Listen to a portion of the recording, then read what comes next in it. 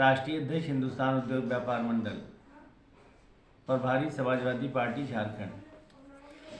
जी, हमने महसूस किया कि आज़ादी के बाद कुछ ऐसे हालात हुए, मुसलमानों के सामने जब कोई प्रॉब्लम आया तो अपने लिए धरना प्रदर्शन कर लिया, लड़ाई लड़ लिया, लेकिन इस अपनी लड़ाई, अपनी समस्याओं में ऐसा उलझा रहा कि दूसरों की लड़ाई लड़ना भूल गया, जिससे हिंदुस्तान का मुसलमान अलग थलग पड़ गया।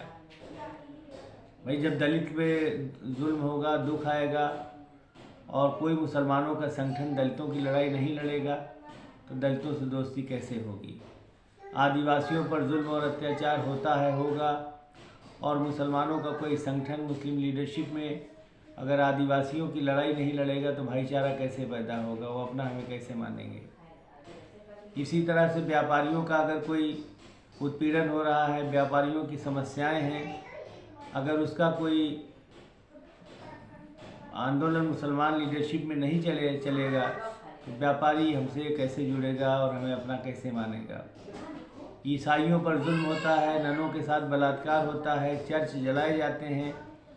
अगर मुस्लिम लीडरशिप में कोई मुसलमानों का संगठन या कोई संगठन जिसका लीडर मुसलमान हो, अगर उसकी लड़ाई नहीं लड़ता है तो ईसाई भाइयों से हमारा भाईचारा कैसे पैदा होगा, वहाँ पे वो हमें अपना कैसे मानेंगे। सिखों पर भी इस देश में अत्याचार हो चुका है, बहुत बड़े पैमाने पर पूरे देश में एक वक्त आया था कि सिख भाइयों को मारा गया, जलाया गया। तो अगर मुस्लिम लीडरशिप का कोई संगठन सिख भाइयों की लड़ाई नहीं लड़ता है तो हमारा सिखों से भाईचारा कैसे पैदा होगा, सिख भाई हमें अपना कैसे मानेंगे। तो हमने देखा कि बहुत सारे क्षेत्र मुसलमानों से छूट गए जहाँ मुसलमान खामोश है, लड़ाई नहीं लड़ता, तो जिससे वो मुसलमान अलग थलग पड़ गया है। इसे हमने महसूस किया। किसानों की बड़ी आबादी है देश में और ये किसानों का देश है, मगर जितने भी संगठन हैं किसी का राष्ट्रीय अध्यक्ष मुसलमान नहीं है। और जब मुसलमान किसानों की लड़ाई नहीं लड़ेंगे तो किसान मुसलमानों के नाम पर क्यों इकट्ठा होगा। हम चाहते हैं मुसलमान तमाम कौमों को साथ लेकर किसान भाइयों की लड़ाई लड़ें। उसके लिए हम किसानों का नया संगठन मार्च में लॉन्च करने जा रहे हैं।